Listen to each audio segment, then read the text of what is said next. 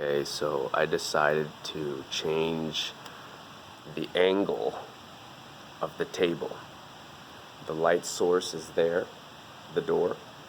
The table was like this, but when it was like this, and I was like this, my body made a shadow on the book. So I reoriented the table like this, so that when I want to underline the light, or my body doesn't make a shadow on the text that I want to underline. So that's the first thing I just did. But then I just read this here, and I thought maybe I would just tell a story after reading this section. So they're talking about broadcasting your frequencies, okay, and projecting, in a sense, to the future so as to attract what it is you want. And they talk about the importance of preparing yourself emotionally before you do this kind of broadcast. And this would be like in a meditative state, the guy is talking about. So he says, so if you want to create change, you have to do it from a level of energy that's greater than guilt, greater than pain, greater than fear, greater than anger, greater than shame, and greater than unworthiness. In fact, a lower vibrational energy that you are feeling cannot carry the thought of your future dream. It will carry only a level of consciousness equal to those limited emotions. Therefore, if you are going to perform something that's unlimited, you'd better feel unlimited. If you want to create freedom, you'd better feel free. And if you want to truly heal yourself, you'd better raise your energy to wholeness.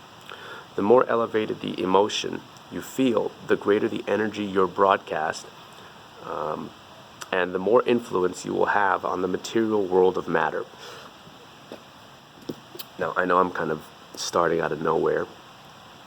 I haven't told you too much about the book, but if you understand, if you get an idea of what they're talking about, meditating, contemplating your future, and then also kind of physically, literally, broadcasting your energy regarding this future into your energy sphere. They have specific language for it here. But anyway, it reminded me of a story. So yesterday I went on a run, and here in this region it's very beautiful, mountains and just serra, as Mineros know. And I was on this trail, and I was coming around, and out in the mountains back there. And I'm on this trail, and I'm coming around, running, and then I can just see the mountains, man. And then there's these pools of clouds in the valleys of the mountains, and I see the trees and stuff. I mean, it's just beautiful. And I thought to myself, or my ego maybe thought, I wish someone were here to take a picture of me, because this is so beautiful. I felt like I was in a running magazine or something. I mean, it was so beautiful. And I wanted the picture. So, but that's my ego, I think. And then I said, well, João, don't worry about the picture. That's not what it's about. Like, you're here, be here as much as you can. Be here right now. Don't think about what you want. You have everything, right? You have this beautiful view. You have your health. You're running through the mountains. Why are you wanting anything? Right? So I just told myself, don't want anything. Just be here as much as you can. So I'm running on this dirt road, just looking at this view, almost in tears. And then I start to imagine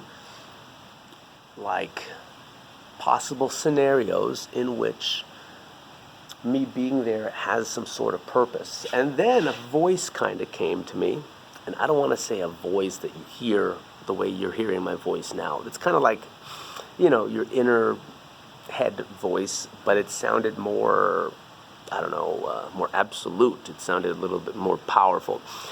And it essentially told me that as I was running, on that trail, and there's no cars, and it's just nature around me. And as I'm running there, this voice told me, João, around you is like this orb of energy, in the fifth dimension type of thing. I think Carl Sagan tried to demonstrate it at one point, and some people write about it. There's names for these shapes that I forget what their names are.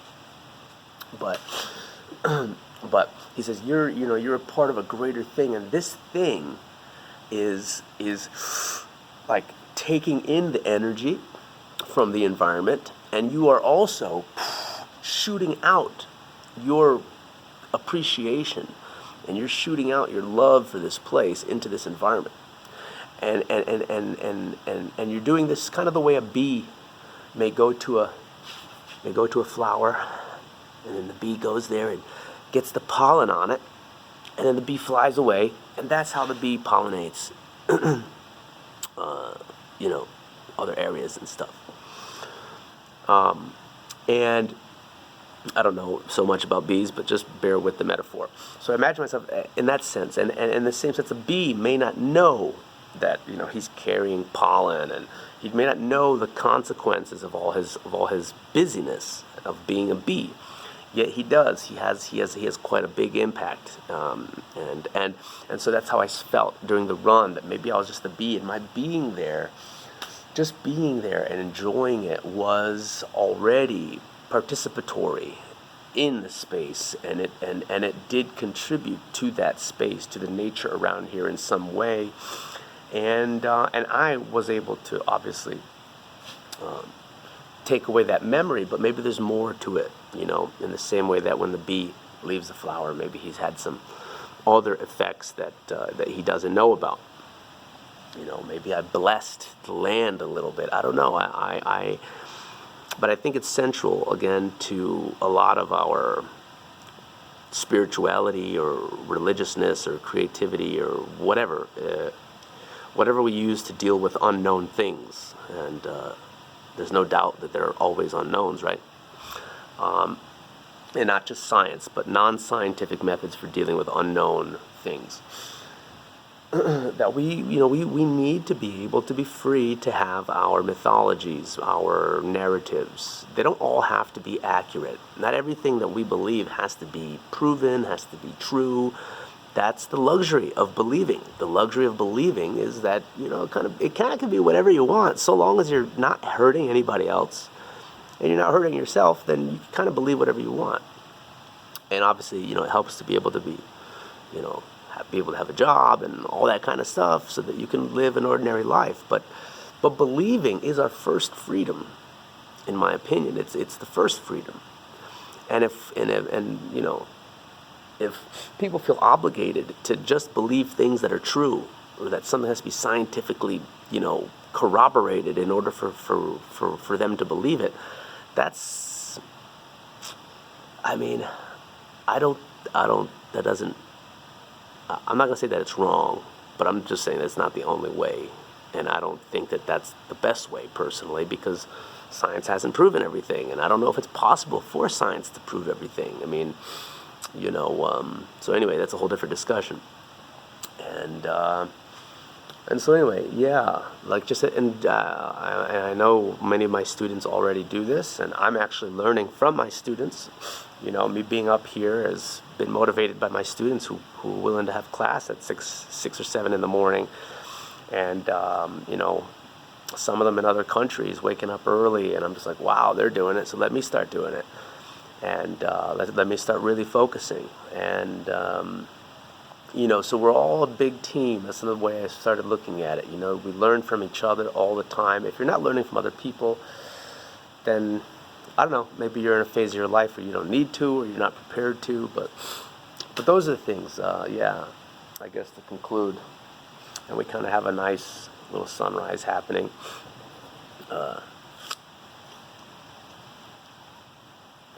Behind us here. See if I can make it a little bit more visible for you guys. Opa. So, caramba. Put that away. So, yeah. So I guess that's it for today. And yeah, that's the morning message. I hope you guys are liking it. I hope that somebody finds it useful. And again, I want to clarify that this is not at all intended to really, to brag or anything about, oh, I'm waking up early and da da da da da da. No, it's really not that. I just, having worked with students for 9 years here in Brazil and many more around, and I've heard, a lot of the same thing from different people. That people want more focus, people want more discipline, people want more time, or people need more money, and so they need to focus more or discipline themselves more or whatever. But it's kind of hard to avoid the focus, discipline, and time thing. They're all kind of married together, and I've just decided to do it, like I said, having learned from people. And I thought that making the videos, and instead of just saying, hey man, yeah, wake up early and do it, and just saying it, really, sometimes it really helps when you can see it, and that it's not that bad. You get up, you enjoy it, man. You live the romance of that your life can be. You live whatever dream you imagine within the limitations that are possible, but you have to see the dream in those limitations. You have to go after it. You have to make it real, and I think that's what this thing is talking about. It's not just meditation, at a certain state. It's at every moment. How is everything that's around you already part of your dream? And are you respecting that? Are you honoring it? Are you appreciating it? Are you loving it? Are you grateful for it? All these things are part of the dream. I mean, I'm out here in the woods, but it's close to my house. It's cheap. It's not expensive. But this is not something that I do just because I'm out in the woods. It's something that I try to that I do every day. I'm not always reading. Sometimes I'm out running and doing other things, but I love to see the sunrise, no matter where. So anyway, that's it for today. Thanks.